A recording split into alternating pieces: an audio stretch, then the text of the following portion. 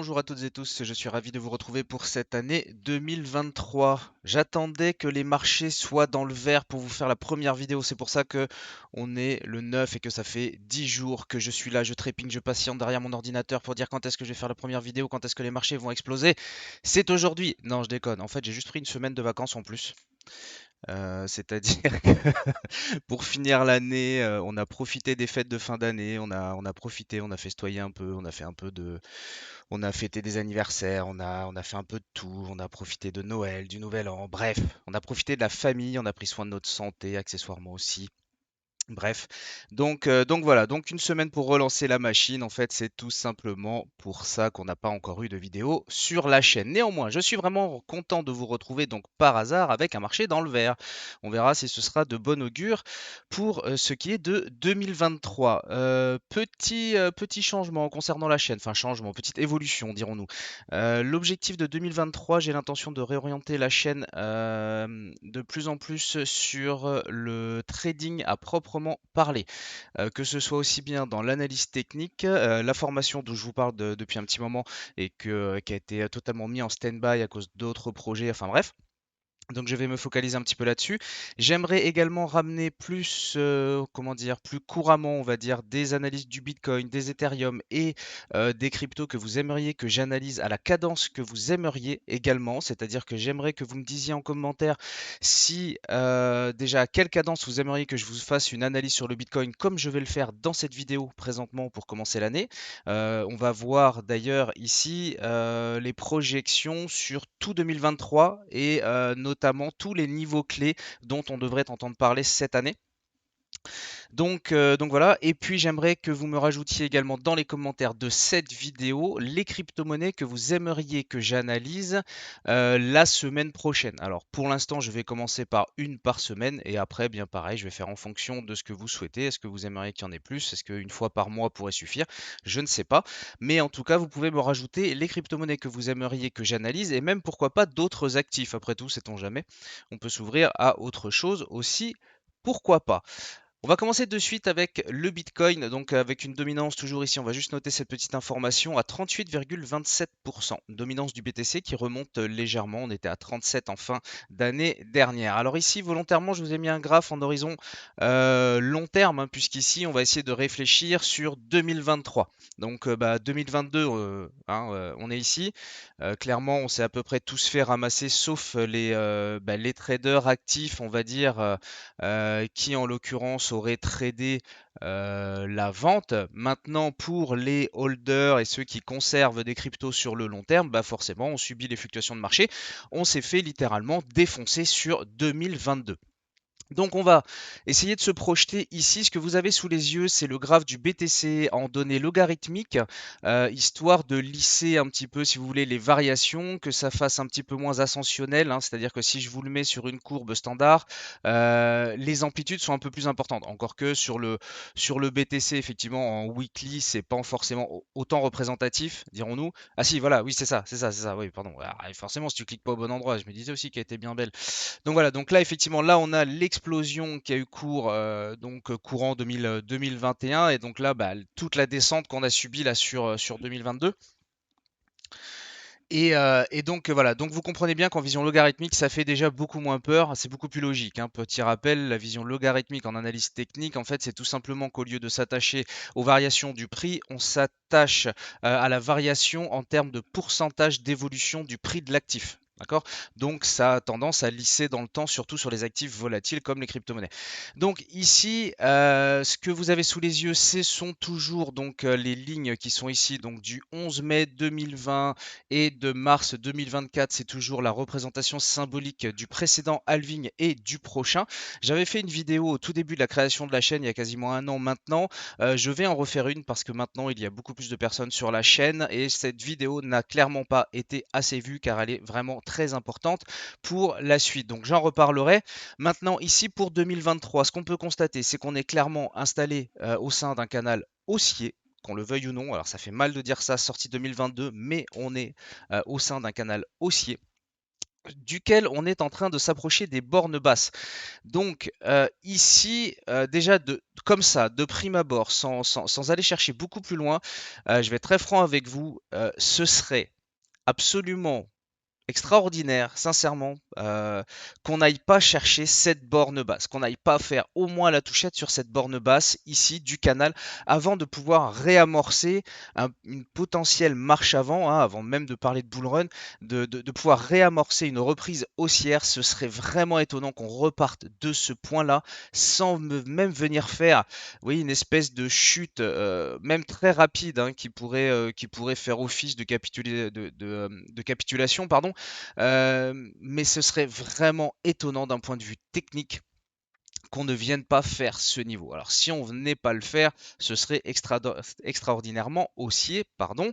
Mais pour être franc avec vous, malgré la journée qui s'est clôturée dans le vert hier et puis qui commence à s'attaquer au niveau des 17 000, mais on va le revoir à horizon plus court terme, ici à échelle 1 an, je pense qu'on a largement le temps. Alors après, ça pourrait très bien être, et c'est vrai que j'aurais tendance à penser ça, ça pourrait très bien être du lézardage, hein. C'est-à-dire qu'ici, on pourrait très bien, voilà, monter un peu, descendre un peu, monter un peu, descendre un peu, bref, un petit peu tout ce qu'on a fait là depuis mi-novembre, hein. Clairement, on lézarde. On a finalement un cours qui évolue entre borne basse 15 500, borne haute 17 000. On lézarde là-dedans, on pourrait l'agrandir en montant jusqu'à 18 000, qui lui sera le niveau clé, j'y reviendrai juste après.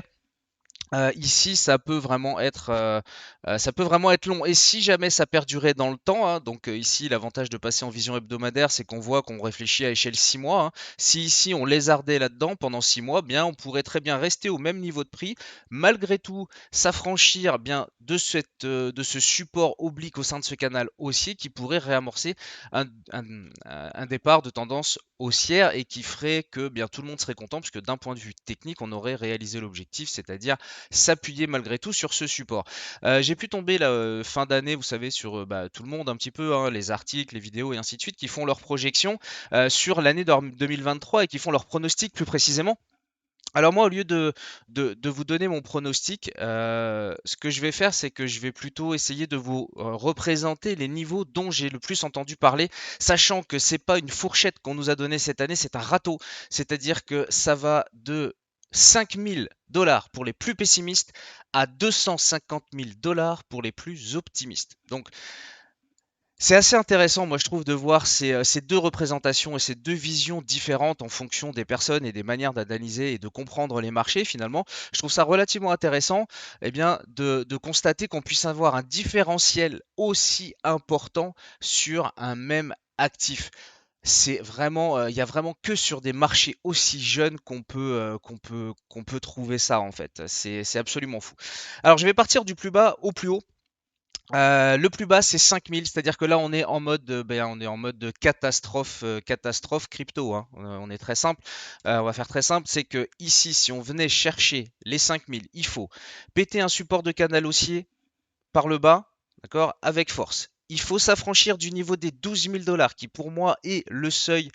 Vraiment, c'est vraiment le point pivot du Bitcoin à l'heure d'aujourd'hui pour 2023. C'est pour moi le niveau qu'il faudra surveiller, qui sera respecté. Ça, on peut quasiment en avoir la certitude. C'est-à-dire que si on vient chercher les 12 000, il sera respecté au moins à court terme. Avoir des rebonds qui nous renverraient sur les 17 000, 18 000 comme on est là, ce serait tout à fait normal, tout à fait logique. D'accord? Et donc, pour aller chercher ces fameux 5 000, il faudrait donc s'affranchir de ce niveau-là, qui sera un très fort niveau. On a également le niveau des 8 700, qui sera un énorme niveau à franchir pour enfin arriver à peu près à 5 000. Sauf que pour arriver à 5 000, on voit bien qu'ici, il faudrait faire une division à peu près par 3, 3,5 du cours du BTC. D'accord? Et ça, je vais en profiter pour vous montrer une vision de la capitalisation totale des crypto-monnaies et donc de sa représentation graphique. On voit qu'ici, on est à l'heure d'aujourd'hui à 800 milliards, pardon, à 800 milliards de capitalisation. D'accord? C'est-à-dire qu'au plus haut, on était à 3000 milliards de capitalisation totale sur toutes les crypto-monnaies réunies. À l'heure d'aujourd'hui, on est à 800 000 $. Ça veut dire que rediviser ce cours ne serait-ce que par deux. On s'aperçoit qu'ici, ça nous amènerait à 400 milliards de capitalisation et comme les choses sont bien faites, ça nous amènerait sur un support absolument énormissime, hein. C'est-à-dire que ici, clairement, ça a servi de résistance, résistance, résistance. Et quand on l'a franchi, c'est après qu'on a explosé. Si on revenait dessus ici, qui correspondrait au passage à un support de canal haussier, eh bien, on se retrouverait avec une double percu. Alors maintenant, venir faire ça aussi rapidement, ça veut dire diviser le cours du BTC par deux. Ouah, ce serait franchement, ce serait méchant, ce serait agressif. Mais donc, pour la théorie du Bitcoin à 5000 $, il faudrait encore donc le diviser par 3, d'accord? C'est-à-dire qu'ici, on est à, bien grosso modo, on tomberait à peu près dans les 300 000, hein, d'accord? Quelque chose près dans les 300 000, c'est-à-dire venir chercher ce support-là en termes de capitalisation totale. C'est ce qu'il faudrait faire pour ça. Et là, pour être totalement franc, autant je suis pas forcément super haussier là comme ça dans un premier temps. Maintenant, ici, quand on voit les volumes des institutionnels qui commencent à rentrer et des gros acteurs de marché qui se positionnent de plus en plus sur les crypto-monnaies, même s'ils le font pas forcément de manière totalement transparente et totalement annoncée au grand public. Bref, j'ai vraiment du mal à croire en ce scénario, en tout cas du 5000. Voilà. C'était le plus extrême. Le deuxième, j'en ai déjà touché, j'en ai déjà parlé un peu. Ça me paraît totalement crédible. Par contre, c'est le niveau des 12 000. Le niveau des 12 000, vous avez donc la représentation ici. Pourquoi ce niveau symbolique est vraiment primordial, d'accord? C'est que ici on a vraiment une zone de résistance qui a buté en 2019. Ici, pardon, c'est 2020, d'accord? La cassure a déclenché le bull run. On revient dessus. C'est un support naturel énormissime que tous les analystes, que tous les investisseurs sur les marchés ont sous les yeux pour faire de l'investissement long terme. D'accord? Ici, là, on va retrouver les investisseurs long terme, les swingers, on va retrouver les holders, on va retrouver vraiment une masse si on devait y arriver. Voilà. Maintenant, l'écart de prix entre 17 000 et 12 000, c'est tout à fait possible. Est-ce qu'on a besoin d'avoir une annonce fortement catastrophique pour y arriver? Pas forcément. Pas forcément. Ça peut être des mouvements techniques déclenchés, voilà, tout simplement. Là, en l'occurrence, on va avoir par exemple l'IPC jeudi, là, cette semaine. Donc tout ce qui va toucher un petit peu à l'inflation et qui pourrait avoir tendance à faire baisser les marchés traditionnels, notamment le Nasdaq, hein, pour le comparer aux actifs risqués. Donc tout ce qui pourrait, on va dire, déclencher des mouvements baissiers sur le marché traditionnel pourrait d'un seul coup créer cette poussée baissière, mais qui pour moi serait avec réaction ultra rapide. C'est-à-dire que là, il faut poser des alertes ici, hein. C'est-à-dire que là, les alertes, elles se posent à 12 600, hein, quelque chose près, et il va falloir surveiller. Si jamais on y arrive, ça pourrait être très très très rapide la réaction sur ce niveau. Donc à surveiller après sur des time frames 1 heure, plutôt 1 heure, 4 heures, ou alors clairement bien rentrer directement à l'achat avec un capital en mode dilution, hein, un peu en DCA, en se disant de toute façon quoi qu'il arrive j'en achète. Et bien ici, soit poser des ordres, soit créer des alertes ici. C'est vraiment le niveau, hein, de toute façon, comme je vous dis, qu'on entendra parler sur tout 2023, hein, à moins que effectivement on reparte et puis qu'on aille directement chercher les 70 000. Bon, les 12 000, on n'en reparlera pas de suite, mais sincèrement, j'ai un peu du mal à y croire quand même, malgré ce que je vous expliquerai dans la vidéo que je vais refaire sur le halving, dans laquelle je spoil un petit peu, je vous expliquerai pourquoi c'est clairement le bon moment pour investir. Au niveau des niveaux supérieurs, ça va être très très simple. Le court terme, celui-là, je vais le voir vite fait tout à l'heure. Désolé, hein, cette première vidéo sera un petit peu longue, mais je vais besoin de faire finalement un gros récap d'année pour voir toutes les possibilités, les niveaux clés. Et puis après, toutes les semaines, quand je referai les analyses, elles seront beaucoup plus condensées puisqu'on s'intéressera uniquement aux variations court terme, ou en tout cas, tout du moins hebdomadaires. Ici, le niveau court terme, donc comme je vous ai dit, je ne vous en parle pas. Ici, on va entendre forcément parler des 18 000. D'accord? Donc là, c'est pourquoi? Parce que c'est vraiment tout ce qui va tenir la hausse de tout le début d'année, c'est les 18 000, 18 500. D'accord? C'est ce niveau clé ici qui va le tenir, d'accord? Sur lequel on était venu faire une touchette. Je l'avais annoncé sur le Telegram, la touchette à 18 000, à 18 500 avec le repli potentiel derrière. Enfin, en l'occurrence, pour dire que c'était fort probable qu'on aille faire la touchette, mais après, je savais pas trop ce qu'on allait faire. Mais c'était un peu sous-entendu, on pourrait replier ce qu'on a fait, d'accord? Et ici, donc ça, c'est ce niveau des 18 500. Et après, pour vraiment les gros niveaux, dans le cas où on repartirait à la hausse courant de cette année, c'est le niveau des 30 000 dollars, 30 000, 30 500 dollars, 31 000. Cette zone-là, 30 000, 30 000, 30 000, 31 000, c'est vraiment la zone. Pour moi, c'est le niveau supérieur de l'année 2023. Donc ce sera assez intéressant de reprendre bien justement cette vidéo. C'est pour ça que je la fais tranquillou en fin d'année. D'accord? C'est-à-dire que ici, pour moi, c'est le seuil qui va servir de niveau psychologique au niveau de la polarité des marchés sur les crypto-monnaies. C'est-à-dire qu'on est en dessous, on reste à tendance baissière. Si on passe au-dessus, d'un seul coup, vous verrez que tout l'état de marché, toute la psychologie de marché changera complètement. Et là, on repassera avec un vrai sentiment haussier de fond. Et ce niveau, c'est le niveau des 30 000, 31 000. On en est loin, hein, d'accord? On est à 17 000, on en est très très loin. C'est pour ça que je vous dis que ici, on a largement de quoi s'occuper l'année 2023, ne serait-ce qu'avec cette vision-là.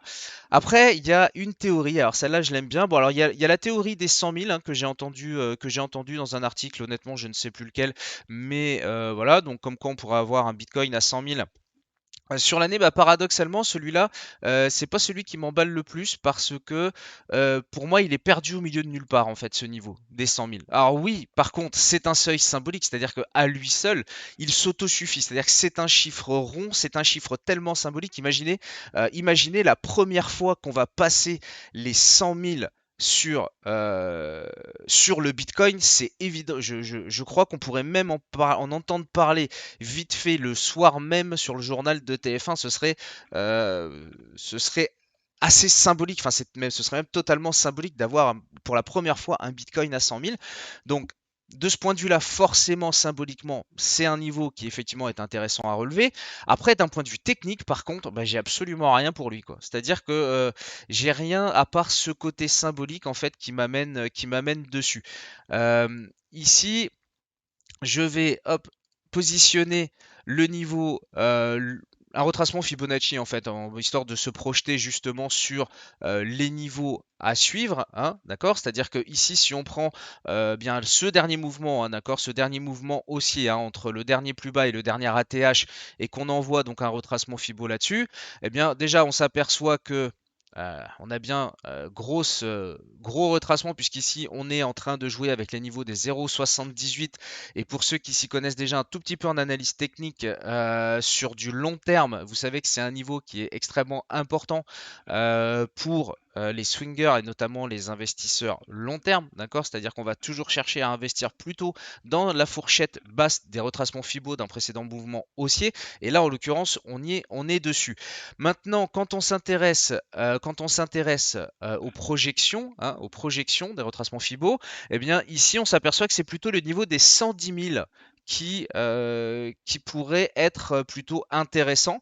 Maintenant, c'est pas forcément non plus déconnant, de toute façon, cette histoire de 100 000, puisque symboliquement, même si avec l'accélération, la poussée, l'euphorie qui accompagnerait l'arrivée pour la première fois sur les 100 000, de pousser jusqu'à 110 000, et puis de venir se calmer et puis se canaliser avec des retracements qui nous ramèneraient sur les 100 000 et même potentiellement un petit peu plus bas. Alors, pour ce qui est du niveau que moi personnellement je trouve vraiment, j'ai trouvé ça marrant parce que forcément je l'ai vu, j'avais pas forcément fait les analyses encore dessus, et donc je vois un truc à 250 000. Donc le Bitcoin à 250 000 dollars, c'est le plus haut. Enfin après oui, bien sûr, il y a toujours ceux qui vous diront qu'ils seront à 1 million. Je dis pas que le BTC arrivera pas à 1 million un jour, je dis juste qu'en 2023, ça m'étonnerait qu'on arrive à 1 million. Et si j'ai tort, bah, vous savez quoi les amis? Tant mieux, on fêtera ça sur la chaîne. Mais ça m'étonnerait quand même.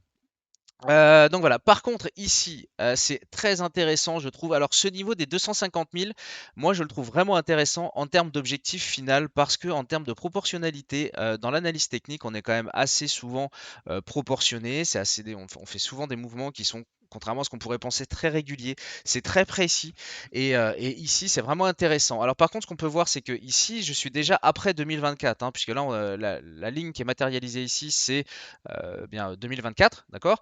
Donc, donc forcément, moi, je le projetterai plutôt après. Pourquoi? Eh bien, tout simplement parce que moi, ici, j'ai vraiment une intersection qui est vraiment magique en fait avec les 250 000, le niveau d'extension du 2,618 du dernier mouvement haussier, d'accord?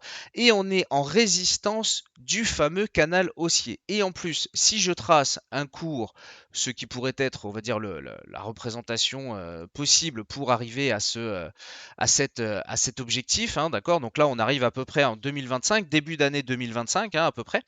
Bien, je trouve qu'ici, proportionnellement, on voit bien que si le cours devait suivre des mouvements proportionnés, ça pourrait très bien ressembler à ça. D'accord? Et je trouve ça pas déconnant du tout. Attention, je parle bien ici d'analyse technique, purement et simplement d'analyse technique. Ok? Donc voilà, bon, ici je pense qu'on arriverait sur des niveaux où forcément, bon, de toute façon, j'ai envie de dire, en tant que holder, à partir de 112 000, on commencerait à encaisser des bénéfices, on en prendrait un peu à 175, on cherche jamais à atteindre vraiment les plus hauts, enfin, à part pour les plus fous, on va dire.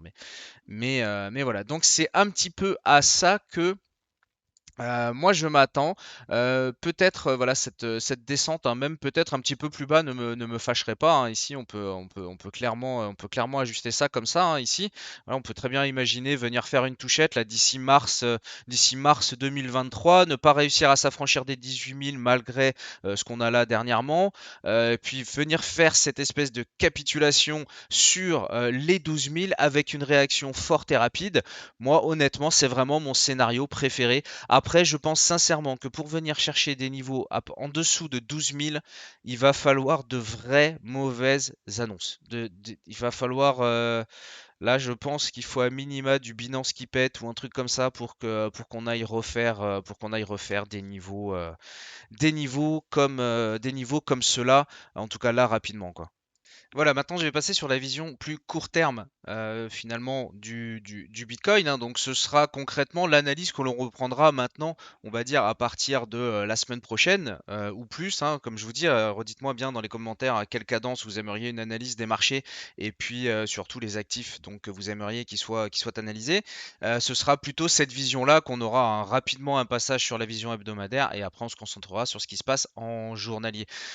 Ici, donc, on a clairement ce niveau des 17 000 hein, que je pense vous entendez bâcher, rabâcher depuis un certain temps. Maintenant, je pense qu'on ne parle pas assez du niveau ici, là, intermédiaire à 17 250. Ce niveau intermédiaire qui est en train de faire buter les cours, je pense que c'est lui, en fait, le dernier rempart qui pourrait éventuellement, si on était accompagné donc sur les marchés traditionnels, de mouvements haussiers et notamment de bonnes nouvelles du côté de l'inflation, du côté de la Fed et ainsi de suite, et au niveau des décisions des politiques monétaires tout simplement, principalement sur les États-Unis, eh bien ici, c'est là qu'on pourrait déclencher ce mouvement et aller rechercher ce niveau des 18 500. Mais pour le moment, moi j'estime qu'on n'a pas affranchi cette cassure des 17 250, dernier rempart, je pense, avant de pouvoir recréer des mouvements avec accélération et puissance. Et en plus, ici, force est de constater que donc hier, hein, dimanche soir, on a créé la poussée. On a fini par clôturer au-dessus effectivement du niveau des 17 000, qui a bien fait office hein, ici de résistance dans cette espèce de rounding bottom intermédiaire en fait, hein. C'était lui la résistance court terme, mais c'est des choses qui arrivent parfois, bien quand deux résistances se retrouvent très très proches, et bien c'est pas pour autant, c'est pas parce qu'on en a cassé une qu'on va automatiquement casser les deux. C'est pour ça que d'ailleurs moi, en règle générale, quand je les trace ici, je ne trace pas tout simplement un niveau de prix, je trace une zone. Voilà. C'est pour ça que j'ai très souvent des zones. C'est quand on a effectivement deux zones relativement serrées, enfin deux niveaux de prix serrés comme ça, mais néanmoins aussi pertinents l'un que l'autre. Eh bien, il n'y a pas de raison de se dire bon bah c'est bon, on a passé la première, on va passer la deuxième. Non, c'est pas du tout ça. C'est un point positif, d'accord. On s'est affranchi des 17 000, mais pour l'instant, c'est pas encore, on peut pas encore dire c'est bon, on est parti direction 18 000. Moi, avant d'annoncer qu'on allait chercher les 18 500 ici, j'ai attendu qu'on soit à peu près là en clôture 4 heures, je crois, de mémoire, dans les 17 500, avec une première clôture en 4 heures. Et là, on peut se dire, bon, maintenant, on a quand même forte probabilité d'aller chercher le niveau du dessus, tout simplement. Je vous avais dit que je vous reparlerai plus précisément du niveau des 18 500 et de son importance. Maintenant, on va partir dans l'hypothétique où on irait rejoindre ce niveau des 18 500. Eh bien, en fait, ici, ça pourrait être. Attention, on est toujours spéculatif, on est dans la spéculation, hein, bien entendu. C'est-à-dire que là, je suppose des choses, mais c'est un petit peu ce qu'on fait. C'est-à-dire que ici, factuellement, on est obligé de constater qu'on est toujours au sein d'une tendance baissière. Qu'est-ce qui nous fait dire qu'on est au sein d'une tendance baissière? Bien, c'est tout simplement parce que ici, on a des plus hauts qui sont de plus en plus bas. Je n'arrive pas à sélectionner le cercle que je viens de dupliquer. Voilà, ok. Donc ici, on a un plus haut qui est plus bas que son précédent. Ici, on a un plus haut qui est encore plus bas que son précédent.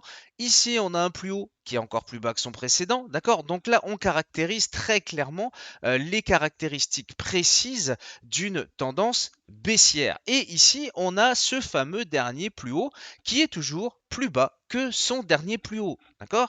Donc là, je viens de vous faire très exactement la définition d'une tendance baissière sans rentrer dans la partie technique des théories de dos et des vagues d'Elliott, d'accord, qu'on aura l'occasion de voir plus tard, mais ici de manière factuelle et simplissime, est-ce qu'on est en tendance baissière ou pas? Oui, pourquoi? Parce que, d'accord?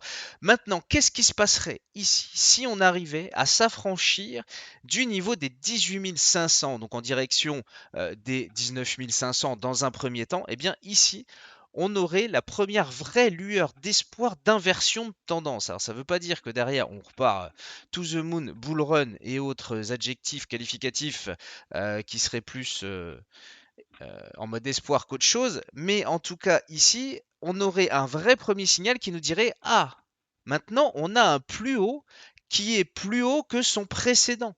Donc on est potentiellement en phase d'inversion de tendance. C'est à ce moment-là, en fait, que la tendance peut potentiellement s'inverser. D'accord? C'est-à-dire que ici, on est toujours dans des mouvements. Ici, quand on prend ce mouvement-là, on voit très clairement en construction, ici, pas très clairement, condition d'avoir l'habitude, mais ici, on voit quand même de manière assez j'arrive pas à trouver l'outil, voilà. On peut trouver ici de manière assez factuelle un creux en Adam et Ève. D'accord? C'est-à-dire que ici, la ligne que je viens de vous tracer là, c'est la ligne de coup d'une figure chartiste, potentiellement d'un creux en Adam et Ève. C'est-à-dire que ici, on fait Adam. Hein, je vous explique pas pourquoi ça s'appelle Adam. Je pense qu'à la forme, vous avez très clairement compris. Et ici, c'est Ève. Et Ève, elle est un petit peu plus arrondie. Hein, d'accord? Voilà.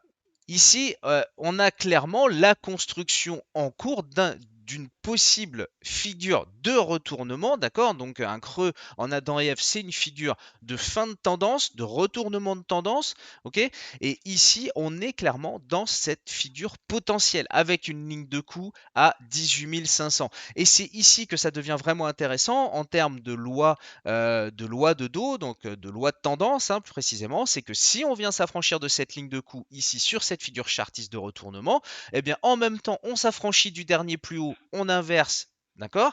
Et une fois qu'on est parti par le haut, eh bien à partir de ce moment-là, ici, on surveillerait des replis sur ligne de coup, d'accord, pour aller chercher des objectifs plus hauts qui nous amèneraient potentiellement vers les niveaux dont on parlait dernièrement, c'est-à-dire dans un premier lieu les 24 500 25 000, d'accord? Le niveau grosso modo des 25 000 dollars et après les 30 000. Ok? Donc, d'un point de vue court terme, c'est tout ça qu'on va surveiller. Pour l'instant, ici, j'ai pas besoin de faire d'autres scénarios parce que ici, on est sur le scénario court terme, d'accord? Et donc, ça, on va le suivre ensemble semaine par semaine, d'accord? C'est-à-dire que ici, cette figure reste valide. Elle reste valide ici parce qu'elle pourrait s'élargir un petit peu. Elle reste valide en fait tout simplement tant qu'on n'est pas venu reclôturer sous ce dernier plus bas à 16 430 dollars. D'accord? Donc tant qu'on n'est pas venu clôturer sous ce marché-là en données journalières à minima, cette figure reste valable. Parce que ici, on aurait à souhait la volonté de l'élargir un peu. D'accord? C'est-à-dire qu'ici, il faudrait imaginer un autre repli, par exemple, mais même si on faisait ce type de mouvement, eh bien voilà, on pourrait hop, réamorcer celui-là et on resterait toujours dans la même construction. Donc, tant qu'on est supérieur à ce niveau-là, pas besoin d'envisager des scénarios baissiers, d'accord? On les envisagera une fois que ce niveau-là sera potentiellement atteint ou franchi à la baisse. Et à partir de ce moment-là, en plus, on aura plus d'informations pour analyser ce mouvement. Mais là, ici, de manière totalement factuelle, j'insiste là-dessus, il nous reste un niveau à ne pas négliger, les 17 250. Une fois qu'on s'en a franchi, par contre, forte probabilité d'aller rejoindre ce fameux niveau des 18 500 parce que autant même si on est en manque de catalyseurs pour argumenter des mouvements haussiers, j'ai envie de dire là clairement ce qu'on retrouve sur les graphiques aussi ici, c'est qu'on a du mal à trouver des vendeurs, hein. C'est-à-dire que là, à l'heure d'aujourd'hui, trouver du vendeur, c'est compliqué aussi. Donc on est dans une phase finalement où on a un petit peu ni l'un ni l'autre. Mais à un moment, il va falloir que ce soit accompagné par un catalyseur qui soit plus puissant que l'analyse technique et qui vienne redonner des fondamentaux, qui soient plutôt sympas. Et voilà. Donc, je vais terminer là-dessus hein, pour l'analyse du Bitcoin. Et après, je vais vous faire juste là très très brièvement pour les plus courageux d'entre vous qui seront arrivés au bout, c'est-à-dire on est à 30 minutes de vidéo. C'est la première, elle est longue, les autres seront plus courtes. Et puis de toute façon, si ça vous intéresse pas, vous êtes déjà parti. Et si vous êtes encore là, c'est que ça vous intéresse. À ce moment-là, je vous en remercie. Et puis, j'imagine que vous êtes déjà abonné si vous avez tenu le coup jusqu'ici. Pensez à liker la vidéo hein, parce que ça aide au référencement de la chaîne et surtout, moi, ça me motive, hein.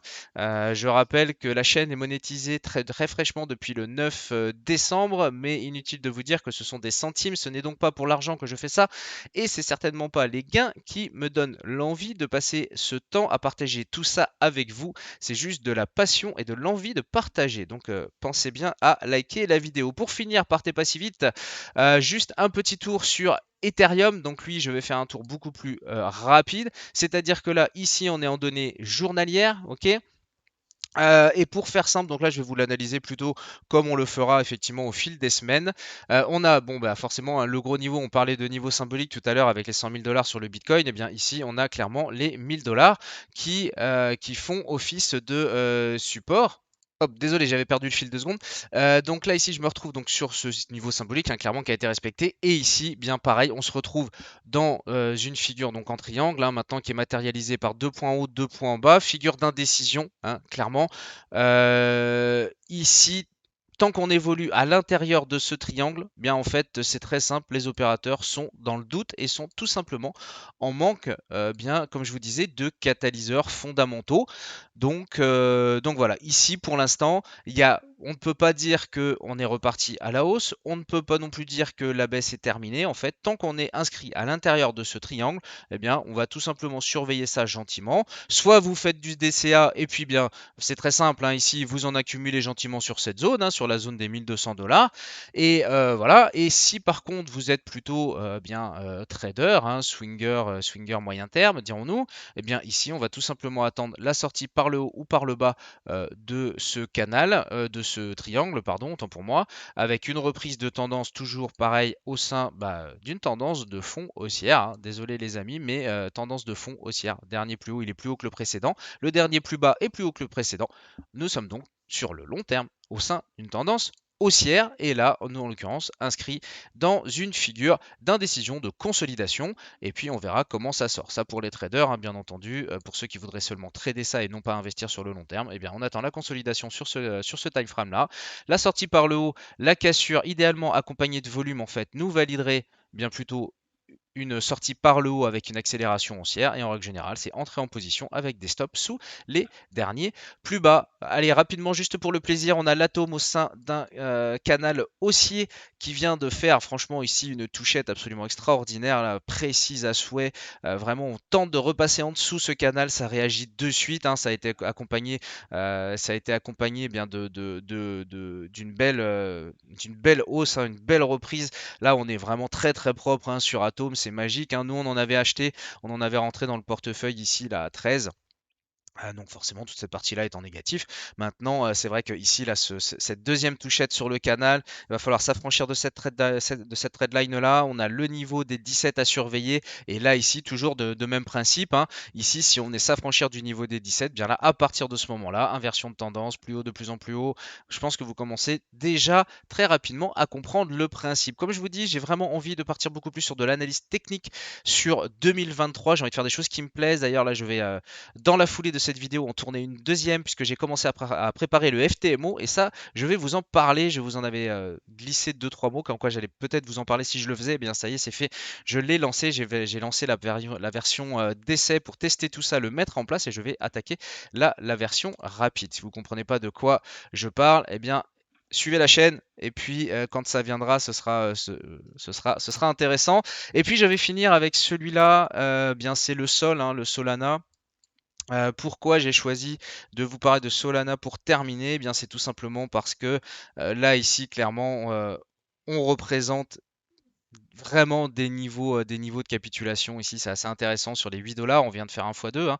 C'est-à-dire que là, entre le 29 décembre et plus précisément le 30 décembre, en fait, cette hausse, elle a été en fait amorcée lorsque Vitalik Buterin en fait a mentionné que Solana était un projet qui avait de l'avenir, hein, tout simplement, qui a parlé très positivement du projet Solana, et c'est ça qui finalement a renoué un petit peu avec, la fin, on va dire, de ces ventes paniques, voilà, et donc réamorcer donc cette tendance, enfin ce mouvement haussier, pardon, c'est pas cette tendance, mais ce mouvement haussier, tout du moins, à court terme d'ailleurs, on vient de réinverser, hein, cette tendance avec des plus hauts ici, on vient de passer légèrement au-dessus sur une horizon relativement court terme. Et en plus, avec la crypto Memcoin, hein, qui a été sortie pour concurrencer un petit peu le Shiba et le Doge, hein, donc au sein de l'écosystème Solana, tout ça en fait a fait que ici on s'est pris un petit, 100% d'augmentation là assez rapidement. Donc je pense que les investisseurs Solana vont enfin pouvoir souffler un petit peu et puis ici peut-être profiter de hausse, hein, pour ceux qui voudraient trader. Voilà, on a tant qu'on a les niveaux des 14,65 qui fait office de support ici, on est plutôt en tendance haussière avec des objectifs clairement. Peut-être un petit pullback là ici, ce serait pas dénué de sens. Et puis aller rechercher le niveau des 25 dollars. Voilà, je vous laisse là-dessus les amis, j'espère que ça vous a plu, pensez à faire ce que je vous ai demandé, dites-moi si vous voulez plus d'actifs, moins d'actifs, si vous voulez plus de régularité, moins de régularité, et puis on va continuer à construire tout ça ensemble. Je vous souhaite une excellente semaine, un bon moment, j'espère que cette première vidéo vous a plu, et je vous dis à très bientôt pour une prochaine vidéo. Ciao les amis.